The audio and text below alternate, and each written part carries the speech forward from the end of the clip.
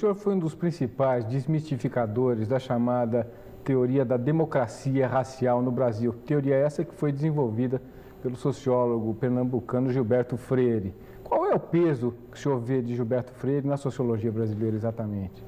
Bem, eu acho que não se deve avaliar o Gilberto Freire no plano exclusivo da discussão da posição do negro e da relação entre negros e brancos na sociedade brasileira. Ele possui uma obra sociológica ampla, não é? É claro que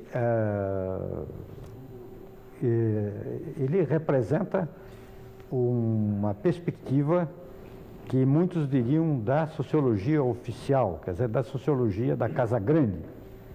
Mas a obra dele é uma obra que transcende ao plano mais limitado que diz respeito ao mito da democracia racial. Aliás, esse mito é velho, ele não foi criado pelo Gilberto Freire. Seria uma injustiça dizer que ele criou esse mito, ele não exerceu papel nenhum na criação desse mito. O muito que se pode dizer é que ele não contribuiu suficientemente para esclarecer objetivamente as desigualdades que são comuns. Porque ele não estudou só a sociedade escravista, estudou também o Brasil moderno. Como emerge esse Brasil moderno, portanto, ele poderia ter desmascarado a nossa realidade de uma maneira mais ampla. E qual é a sua visão pessoal sobre o problema do negro? Aliás, é o tema que o senhor já desenvolveu em vários livros. A minha posição é uma posição de quem nasceu em Cortiço, de quem viveu em Cortiço. Eu conheci, antes de ir para a escola superior, eu vivi como homem, como criança pobre, como pessoa de origem humilde e convivi com negros e brancos pobres. Portanto, eu não podia ter uma visão da sociedade brasileira que era mistificadora. Ao ir para a universidade, eu já conhecia o mundo e conhecia a partir de uma experiência pessoal dolorosa. Isso leva ao trabalho que eu fiz na USP, um caráter inconformista permanente, não é? Agora, a pesquisa que nós fizemos, eu e o professor Bastide, com uma ampla colaboração de assistentes e estudantes e pessoas do movimento negro que colaboraram conosco de uma maneira intensa, essa pesquisa foi muito objetiva, foi muito documentada. Os livros que nós publicamos não são livros ideológicos, são trabalhos de caráter científico. E nós pudemos provar ali, de uma maneira objetiva, que o movimento negro de 30, de 40, tinha razão, não é?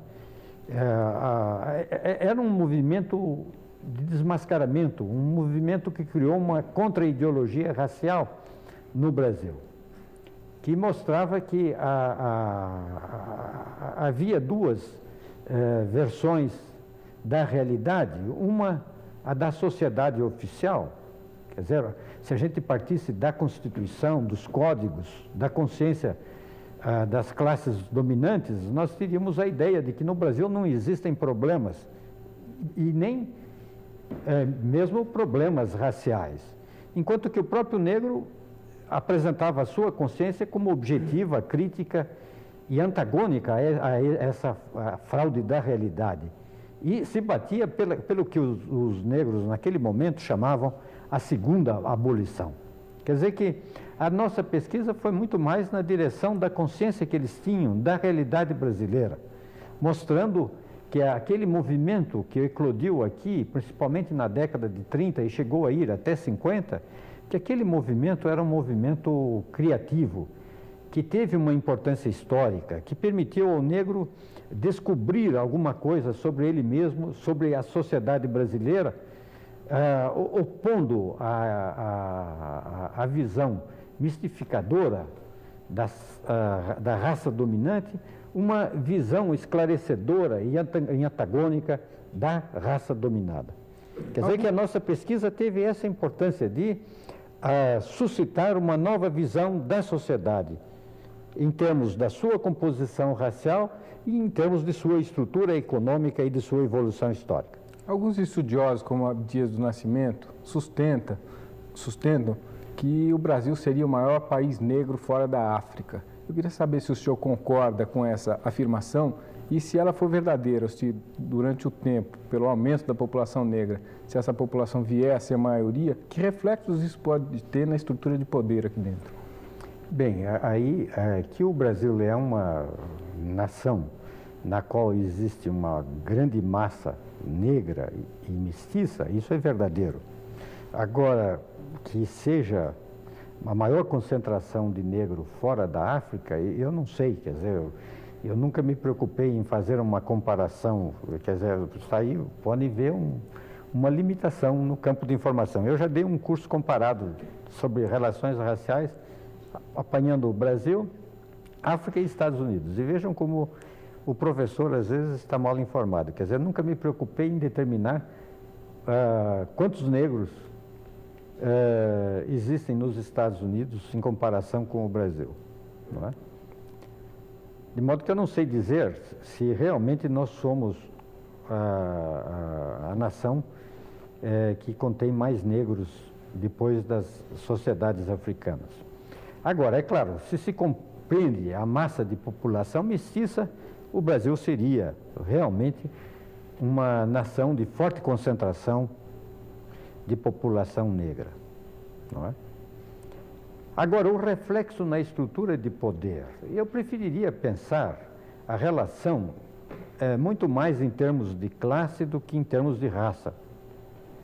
É claro que a condição racial é muito importante e o negro vai ser sempre, enquanto não houver democracia no Brasil, o nosso melhor ponto de referência para determinar que o Brasil não é uma sociedade democrática. Não é? E por isso ele vai ser sempre o melhor indício que nós temos do que deve ser uma democracia no Brasil. Uma democracia deve ser um regime político, econômico, cultural, social, que permita estabelecer igualdade entre todas as raças. Portanto, só se pode pensar isso em termos socialistas, não em termos capitalistas. Agora, se pensa em termos de classe, aí se pensa em termos da relação que há na luta política entre aqueles que são espoliados e aqueles que são os espoliadores. Seria necessário combinar raça e classe para se entender que o antagonismo racial só será fecundo, só será dinâmico, gerar forças inconformistas quando ele se exprimir através de luta de classes. Quer dizer que o maior radicalismo pode ter origem no negro proletário, mas é preciso que esse negro não esqueça que ele é proletário. Entende? Quer dizer que não é suficiente ressaltar o aspecto racial. É necessário combinar classe e raça e entender que os problemas do negro proletário são da mesma natureza que os problemas do branco proletário. Embora o negro proletário tenha um elemento discriminativo a mais, porque há uma distância que nós podemos medir em termos de pobreza, há um obstáculo que nós podemos medir em termos de pobreza e que afeta o negro de uma maneira muito mais violenta do que o branco. É por isso que, num pequeno trabalho que eu escrevi, eu sustentei que é preciso ir além da pobreza para entender o dilema do negro. É preciso, portanto, combinar classe e raça e entender politicamente as duas realidades para se projetar o que deve ser o Brasil como sociedade igualitária no futuro.